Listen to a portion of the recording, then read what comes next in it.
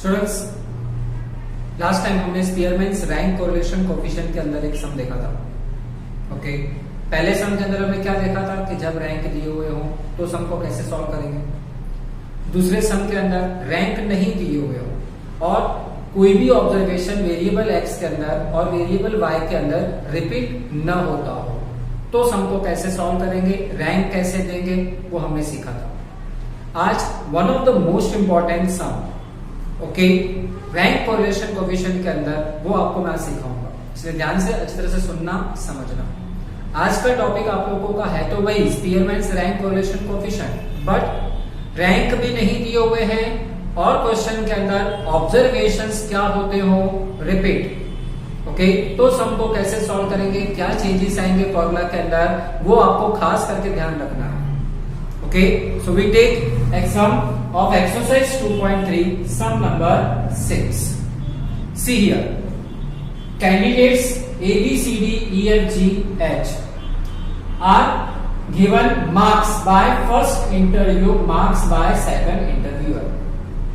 Okay, interview takers ने यहां पे कैंडिडेट्स को क्या दिए हैं, marks, not rank. According to their performance क्या दिए हुए हैं, मार्क्स। जैसे आप लोगों को स्टूडेंट्स एग्जाम में मार्क्स मिलते हैं, मार्क्स के बाद हम टोटल करते हैं, टोटल के बाद परसेंटेज फाइंड आउट करते हैं, उसके बाद रैंक दिया जाता है। ओके, रैंक डायरेक्टली होता नहीं है। In the same way here also rank दिए हुए नहीं है, मार्क्स दिए हुए हैं। क्लियर? और आप कुछ कैंडिडेट्स के मार्क्स बाय फर्स्ट इंटरव्यू में देखो कौन से ऑब्जर्वेशंस रिपीट हो गए, 28 रिपीट हो रहा है। उसी तरह से y में देखो कौन सा ऑब्जर्वेशन रिपीट हो रहा है, 32। और कोई ऑब्जर्वेशन रिपीट हो रहा है, नहीं। यहां पे भी और कोई ऑब्जर्वेशन रिपीट हो रहा नहीं है। So when observations repeat in variable x और y और both, then it is called what, tie occur.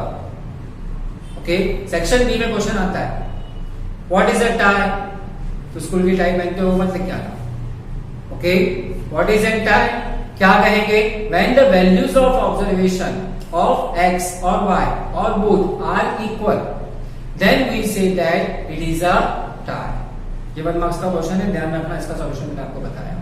Clear? तो टाई होते हैं किसे कहेंगे, जब ऑब्जर्वेशंस क्या होते हो, repeat. In that case formula के अंदर हमें कुछ करेक्शन करने पड़ते हैं।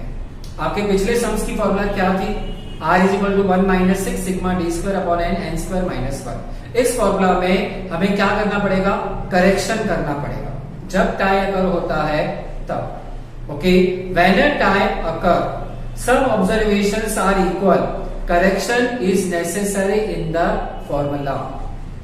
फॉर्मूला में करेक्शन नेसेसरी है। ठीक है, अब ये करेक्शन क्या है उसके बारे में आप समझो। इस करेक्शन को हम क्या कहते हैं, correction factor.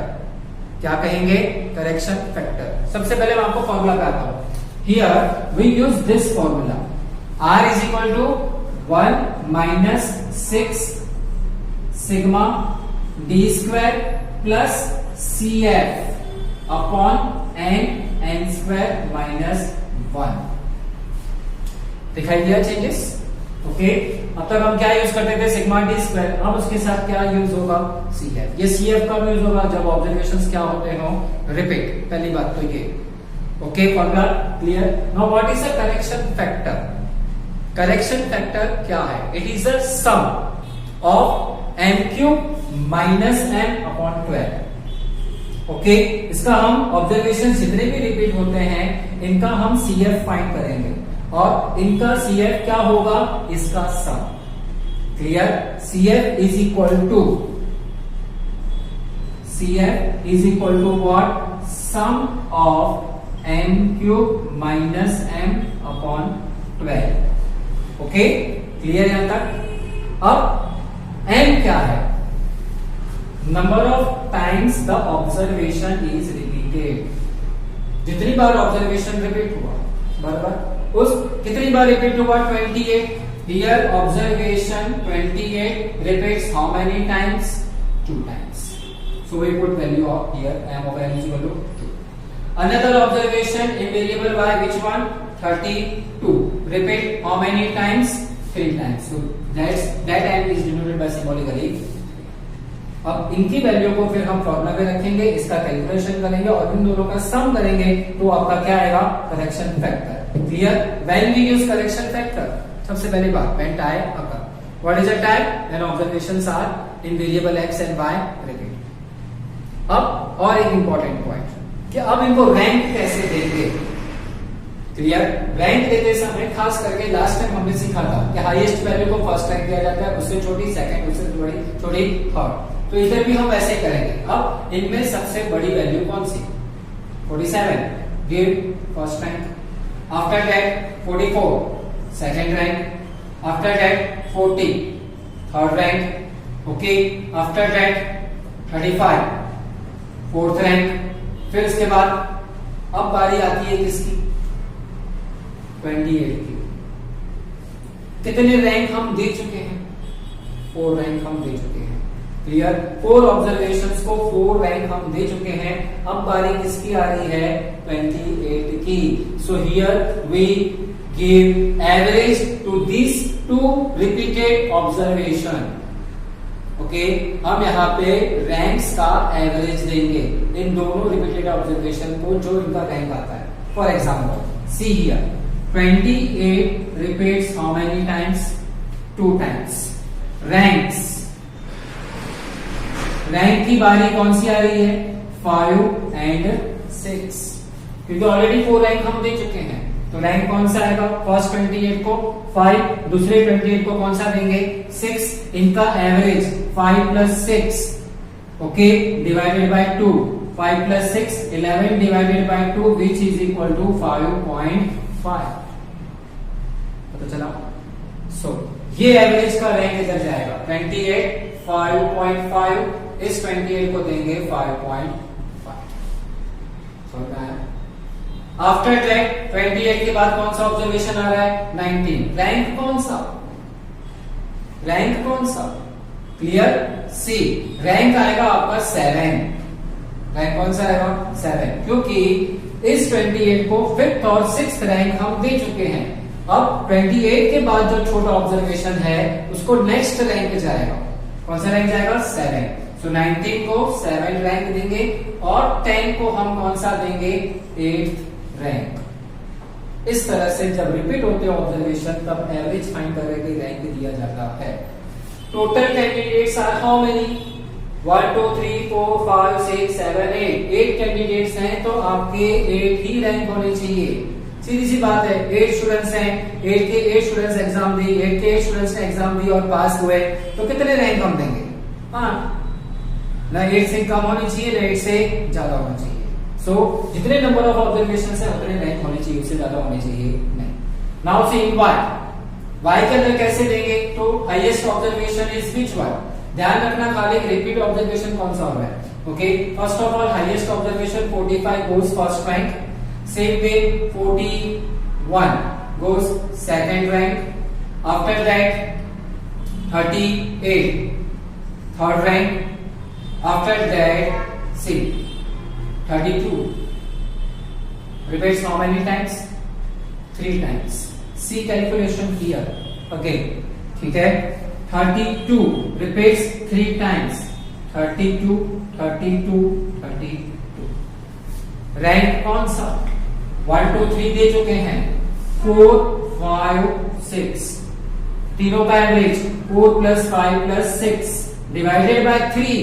If sum of 2 observations then divided by 2. Average में 3 ऑब्जर्वेशंस का प्लस करेंगे तो डिवाइड बाय 3 करेंगे. 4 ऑब्जर्वेशंस का प्लस करेंगे तो डिवाइड बाय क्या करेंगे? 4. It is an average. Mean जैसे फाइंड करते हैं वैसे. सो 15 divided by 3 which is equal to what? 5. पता चला? सो तीनों 32 को कौन सा रैंक जाएगा? 5 5 5 एंड 5. कंप्लीट. अब बारी आती है 25 की.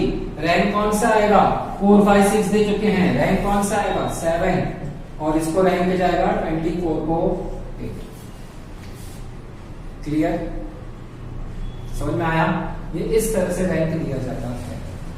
इन रैंक्स को कैसे डिनोट करेंगे अगर नहीं पता चलता हो तो आप मुझे कॉल करके पूछ सकते हो, कोई प्रॉब्लम नहीं, मैं आपको समझाऊंगा। ठीक है स्टूडेंट्स, अब बाकी का कैलकुलेशन एज इट इज, इसमें कोई फर्क पड़ेगा नहीं। अब ये चेक करेंगे कि क्या हमने रैंक सही दिए कि नहीं दिए। इसको चेक करने के लिए इसका टोटल सिग्मा डी का टोटल कितना आना चाहिए, 0।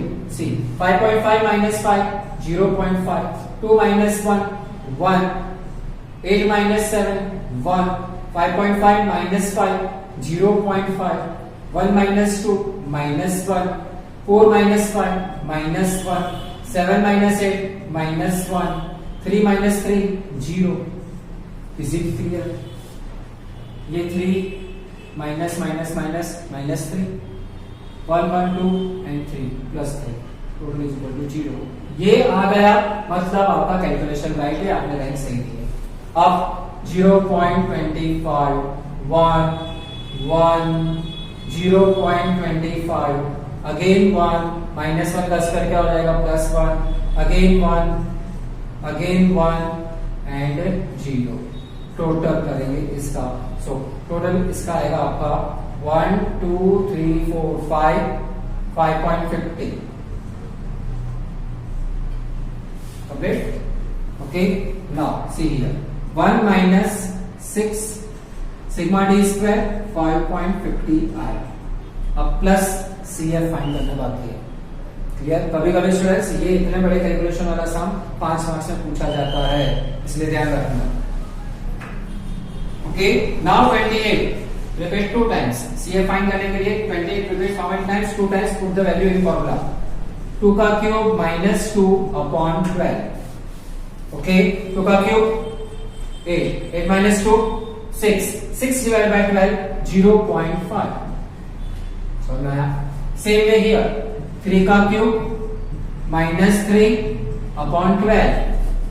ओके, 3 का cube 27 minus 3 24, 24 divide by 12 2। Okay, इस तरह से जितने भी ऑब्जर्वेशंस रिपीट होते हैं, जितनी बार भी रिपीट होते हैं, उन सबका m cube minus m upon 12 में वैल्यू को पुट अप करके इनका कैलकुलेशन करो और इनका सम 2.5 बराबर। ये क्या है आपका CF, ये क्या है आपका CF। Is it clear? So put the value here of CF 2.5 complete upon number of observations 8, square of 8 64 minus 1 complete। Now 1 minus, इसमें ध्यान रखना कैलकुलेशन में 6 मल्टीप्लीकेशन में इन दोनों के सम का। स्टूडेंट्स क्या करते हैं, कभी कभी मिस्टेक कर लेते हैं फॉर्मूला लिखने में। ये ब्रैकेट इसी तरह से लिखना ताकि मिस्टेक ना हो। 5.50 प्लस 2.50 कितना आएगा, 8 upon 8 into 65 complete. Now 1 minus 6 8 जा 48 अपॉन 8 5 जा 40 कैरी ऑन 4 6 8 जा 48 520 48 upon sorry okay 64 minus 1 63 by mistake and calculation 8 3 जा 24 carry on 2 48 504 yes my mistake sorry 558 और 48 अपॉन 504 करेंगे कंप्लीट। अब 1 माइनस 48 अपॉन 504 जो आपका आंसर आएगा 0.10। Now r is equal to 0.90। ये हुआ सबसे टिपिकल सम्स जिसके अंदर स्पीयरमैन के अंदर ऑब्जर्वेशंस क्या हो रहे हैं, रिपीट। ऑब्जर्वेशन जब रिपीट होते हैं तो उसको क्या कहेंगे, टाई अकर। टाई अकर होता हो तो करेक्शन फैक्टर का फॉर्मूला में करेक्शन करना जरूरी है। करेक्शन फैक्टर की फॉर्मूला क्या है, sum of m cube minus m upon 12 means जितने भी ऑब्जर्वेशंस रिपीट होते हैं उनके m cube minus m upon 12 की वैल्यू का सम। इसका यूज करके हम सबको क्या करेंगे, सॉल्व। रैंक कैसे देंगे ये मैंने आपको समझाया, क्लियर। इसमें रैंक पता ना चलता हो तो मुझे आप बताना। अलग अलग टाइप के इसके क्वेश्चंस होते हैं, ध्यान रखना अच्छी तरह से। क्लियर स्टूडेंट्स, तीनों मेथड्स के सम्स मैंने आपको समझाया। रैंक दिया हुआ हो, रैंक ना दिया हो, ऑब्जर्वेशन से रिपीट ना होते हो और ऑब्जर्वेशन से रिपीट होते हो तो सम को कैसे सॉल्व करेंगे।